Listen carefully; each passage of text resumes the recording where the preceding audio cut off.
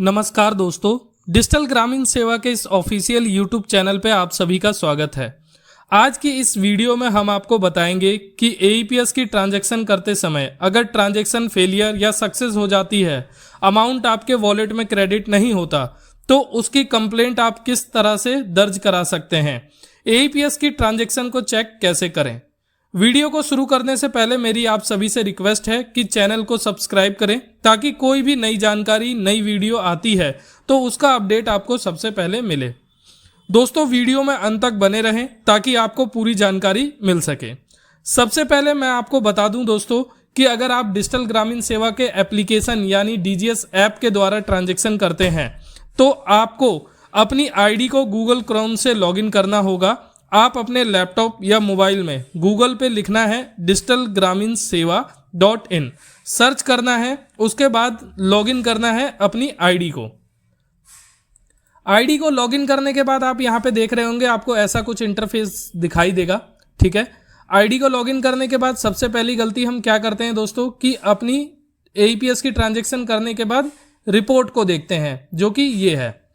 अगर आप एईपीएस की ट्रांजैक्शन को कर रहे हैं और आपकी एईपीएस की ट्रांजैक्शन फेलियर हो जाती है तो वह इस रिपोर्ट में नहीं आएगी, क्योंकि यह आपके वॉलेट की रिपोर्ट है।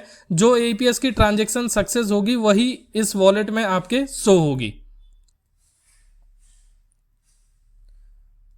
आपको सबसे पहले क्या करना है, यहां पे आप देख रहे होंगे 3 बैंकों का एईपीएस आपको दिखाई दे रहा है, आईसीआईसी बैंक, फिनो बैंक और यस बैंक। आपको इसमें से किसी भी एक ऑप्शन पे क्लिक करना है।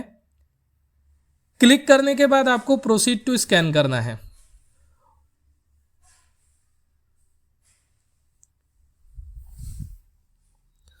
प्रोसीड टू स्कैन करने के बाद आप देख रहे होंगे यहां पे सबसे लास्ट में एक ऑप्शन है रिपोर्ट का। इस रिपोर्ट पे आपको क्लिक करना है।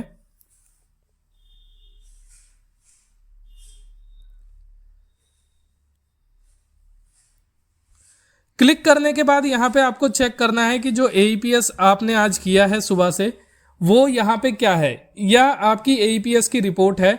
इस एईपीएस की रिपोर्ट में अगर ट्रांजैक्शन फेलियर हो जाती है तो वह ट्रांजैक्शन आपके वॉलेट में कभी भी क्रेडिट नहीं होगी। जैसा कि आप देख रहे हैं सुबह से कुछ ट्रांजैक्शन मेरे द्वारा करी गई हैं जो कि सक्सेस और फेलियर दोनों ही हैं। यहाँ पे आप देख रहे होंगे कि एक स्टेट बैंक ऑफ इंडिया का 0335 आधार नंबर से एक ट्रांजैक्शन करी गई है 2020 रुपए की, जो कि फेलियर है। आपको क्या करना है, अगर ये फेलियर होने के बाद अगर कस्टमर के अकाउंट से पैसा डिडक्ट हो जाता है तो आप 2 तरीके से कंप्लेंट नोट करवा सकते हैं। पहला, यहाँ पे रेज कंप्लेंट पे क्लिक करना है। यहाँ पे आपको लिख देना है कि यह ट्रांजैक्शन फेलियर होने के बाद भी कस्टमर के अकाउंट से पैसा या डेबिट हो गया है और रेज कंप्लेंट कर देना है। रेज कंप्लेंट करने के बाद यह कंप्लेंट डायरेक्ट बैंक में चली जाएगी और इसकी कार्रवाई 7 से 10 दिन के अंदर हो जाएगी। दूसरा यह कि आप यहां से कैश विड्रॉल पे क्लिक करेंगे। क्लिक करने के बाद आप यहां से ट्रांजैक्शन की स्लिप को डाउनलोड करेंगे और प्रिंट करेंगे। प्रिंट करने के बाद यह स्लिप आप कस्टमर को दे देंगे। देने के बाद आप कस्टमर को बोलेंगे कि वह अपने बैंक में जाएगा, एक वाइट पेपर पे कंप्लेंट को लिखेगा कि यह ट्रांजैक्शन मेरी इस डेट को इस समय पे एईपीएस द्वारा करते समय फेलियर हो गई है, जिसकी स्टेटमेंट मैं ऑलरेडी इसमें अटैच कर रहा हूं। कृपया इसे चेक करवा के जल्द से जल्द मुझे रिफंड करवाएं। यह बैंक में कस्टमर द्वारा कंप्लेंट डालने के बाद 7 वर्किंग डेज में यह पैसा उसके अकाउंट में रिफंड आ जाएगा। अगर फेलियर होने के बाद उसकी ट्रांजैक्शन सक्सेस हो गई है, मतलब उसके अकाउंट से पैसा कट गया है और आपकी यहाँ एईपीएस रिपोर्ट में वह ट्रांजैक्शन फेलियर है। तो दूसरा यह कि आपके वॉलेट में, जैसे कि आप चेक कर रहे होंगे अभी ये सक्सेस अमाउंट है, ठीक है, यह सक्सेस हो गया और आपके वॉलेट में आपने देखा कि यहाँ पे मेरी वॉलेट रिपोर्ट में यह ट्रांजैक्शन आपको सक्सेस नहीं, मतलब क्रेडिट नहीं हुआ है।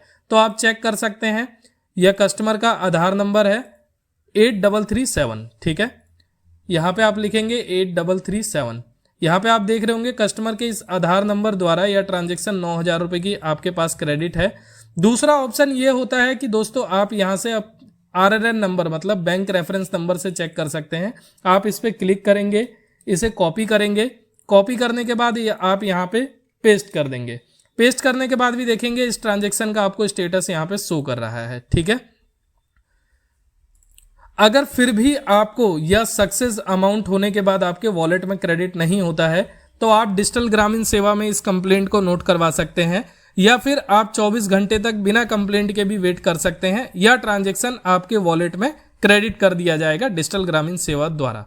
अगर वह एईपीएस में सक्सेस हो गया है पैसा और आपके वॉलेट में क्रेडिट नहीं हुआ है तो यह कंप्लेंट आपकी ऑटोमेटिक 24 घंटे के अंदर सॉल्व हो जाएगी, चाहे आप इसकी कंप्लेंट कराएं या ना कराएं। इस ट्रांजैक्शन को आप 24 घंटे के अंदर चेक कैसे करेंगे दोस्तों? इसी तरीके से आप क्या करेंगे, जैसे अभी मैंने ट्रांजैक्शन इसे करी है, आप देख सकते हैं ये ट्रांजैक्शन हुई है मेरी 10:32 पे, ठीक है। अब इस रेफरेंस नंबर को आप अपने पास लिख के रख लें, ठीक है। लिखने के बाद अगले दिन, मतलब आज है 27 तारीख, आप 28 तारीख को सेम यहीं पे रिपोर्ट में जाके ट्रांजैक्शन रिपोर्ट में जाएंगे, ठीक है।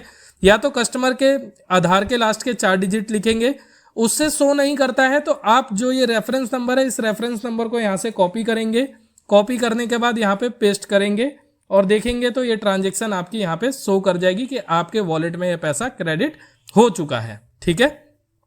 दूसरा ये कि अगर आपके पास कोई पुरानी कंप्लेंट आती है, कोई कस्टमर आता है आपके पास कि मैं आपके पास 21 या 22 तारीख को, मतलब 4 दिन 5 दिन पहले वो आपके पास आया था, उसने एईपीएस किया था, जो कि आपको नहीं पता कि वह सक्सेस हुआ था या फेलियर हुआ था, बट वो कस्टमर के अकाउंट से पैसा कट गया है।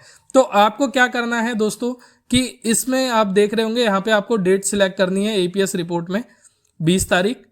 अगर कस्टमर 20 तारीख को आया है, अगर वो कहता है 20 या 21 को आया था, मेरे को ध्यान नहीं है, तो आप 20 से लेकर 22 तारीख तक की डेट सिलेक्ट करिए। सिलेक्ट करने के बाद आप यहाँ पे डाउनलोड पे क्लिक करें। डाउनलोड पे क्लिक करने के बाद ये स्टेटमेंट आपकी एईपीएस की डाउनलोड हो जाएगी। इसे खोलें। खोलने के बाद आप देखेंगे, आप अपने कीबोर्ड का कंट्रोल और ए दबाइए, उसके बाद ऑल्ट OCA, आपकी क्या होगी, ये स्टेटमेंट पूरी खुल जाएगी। उसके बाद यहाँ पे